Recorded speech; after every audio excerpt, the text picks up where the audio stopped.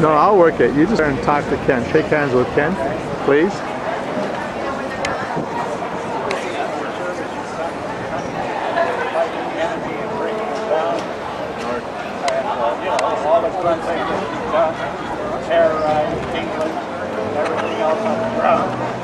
He spotted you, and I guess he's coming in.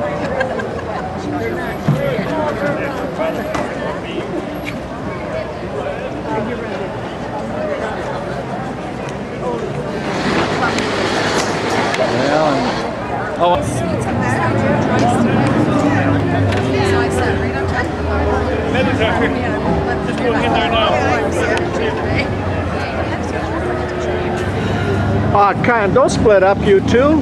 How about a hug and a kiss? Oh, gee. Yeah. I thought you'd miss us.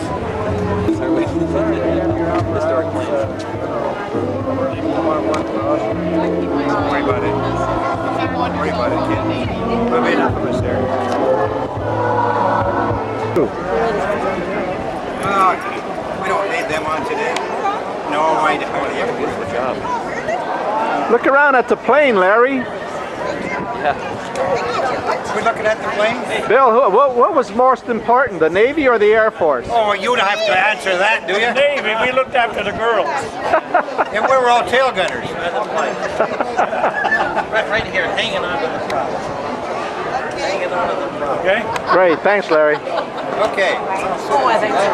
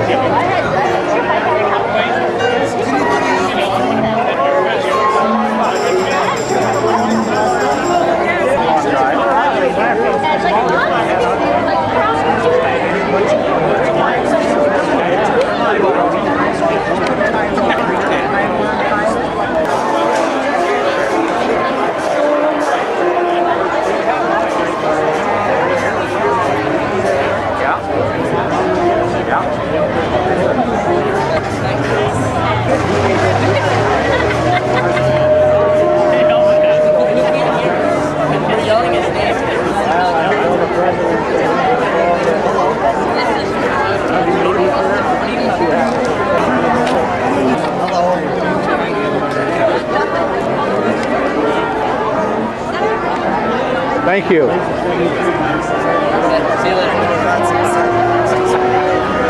Is Mike Kohutch coming today?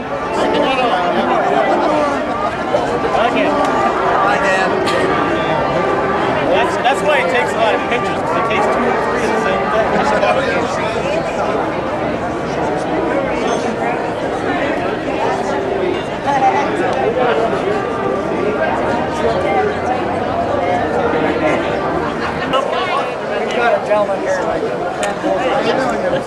I'm not a gentleman, Eddie. I'm just a cameraman tonight.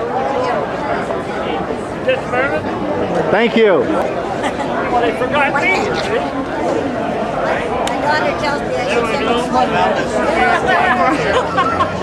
Cheers, Miss Carmichael. Cheers. Cheers. Put up your glass. Come, I didn't count. Please.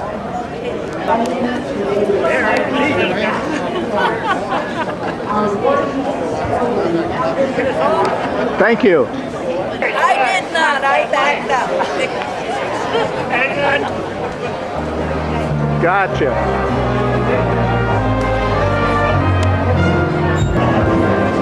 Okay, guys, tell some stories. Paul's mine. That's his story.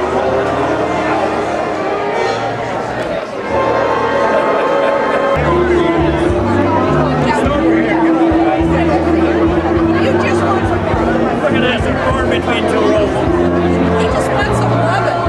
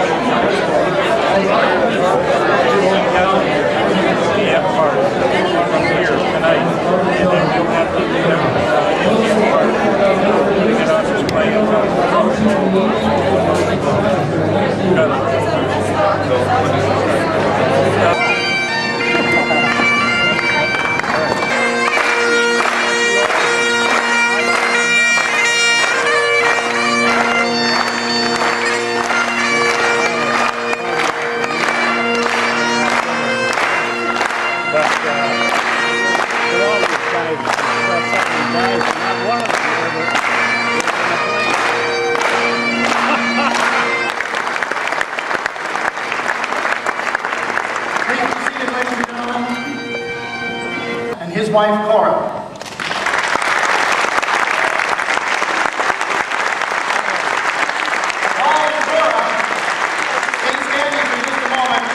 Because you need to know, ladies and gentlemen, that not only was Paul in the RCAF, Cora served in the Royal Canadian Air Force, I knew I was going to do that, the Royal Canadian Air Force at the very same time as Paul did. So eloquently a few weeks ago, when the Lancaster was taken from its pedestal in Jackson Park, please welcome Stan Jones and his wife Helen.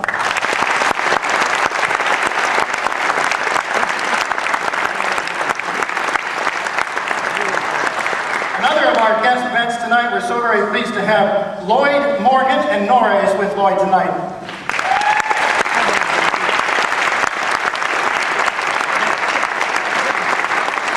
We also have,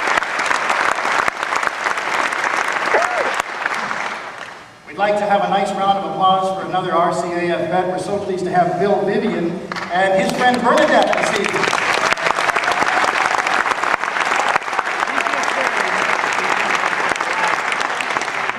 Lyle Stocks is also with us this evening, and so is Evelyn.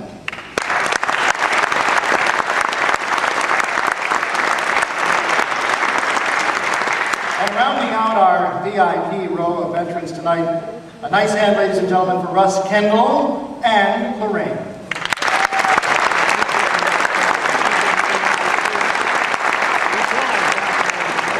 Later on, it doesn't really matter, but how many of you have been at an auction where they've held up a game-worn jersey from some hockey star? Been there? And you bid on them, maybe your friends bidded on them, and you thought, wow, look at that. Ends up bidding 4 or 5 at Tony Esposito. Mayor Eddie Francis. It was so good in City Hall. But where were we? How much? $2,000. $2,000.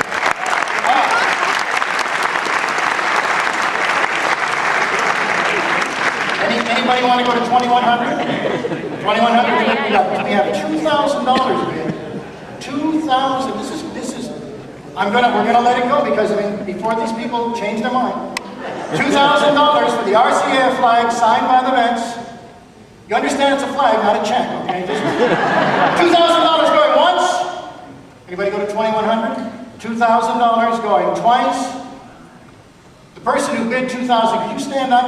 Could you do that? Boy, you're the most generous person in the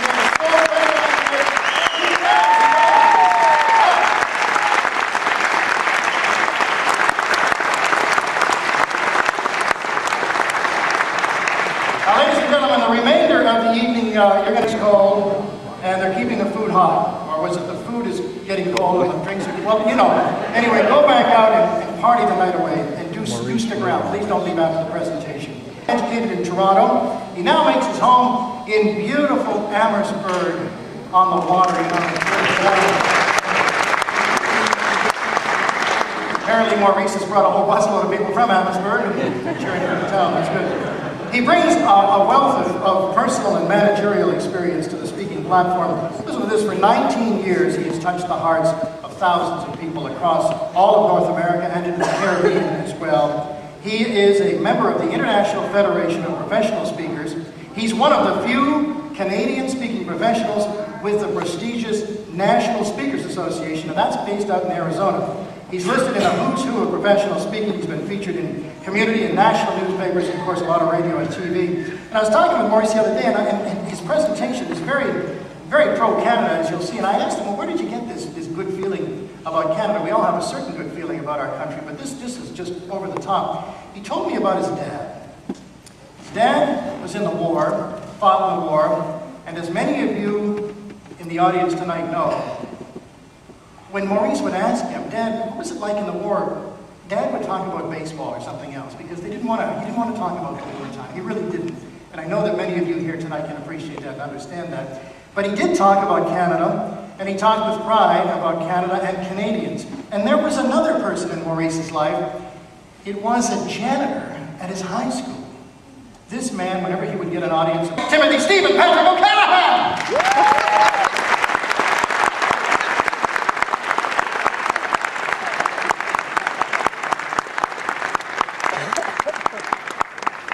Good evening, and thank you for coming. I should tell you at the outset that when Bob Pedler pleaded pleaded with me to do this for him.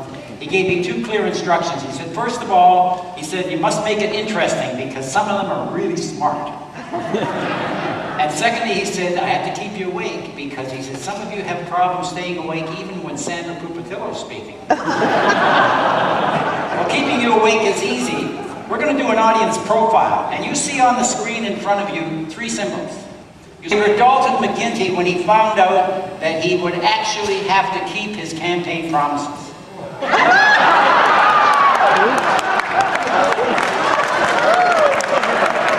Was a fellow named Alexander Graham Bell who conceived a device in the town of Print that changed the world. And when he died, by the way, he was buried. Atlantic wireless communication took place by a fellow named Marconi. And in 1902, he also established a station in Glace Bay, Nova Scotia.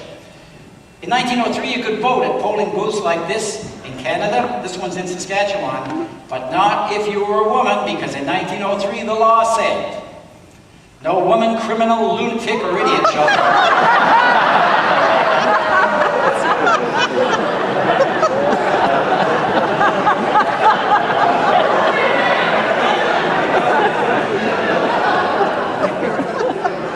Hey, don't get mad at me, I just write this stuff. 1906, Tommy Burns from Hanover, Ontario, became the heavyweight champion of the world. He's one of 8 Canadian fighters who have been world champions. On July the 4th, 1908, Alexander Graham Bell's plane, the Junebug, became the first aircraft in North America to fly a distance of 1 kilometer. And that same year, his hydrofoil reached speeds of 75 miles an hour. And as time goes by, we realize the man was indeed a genius. Sam McLaughlin's carriage company was doing great.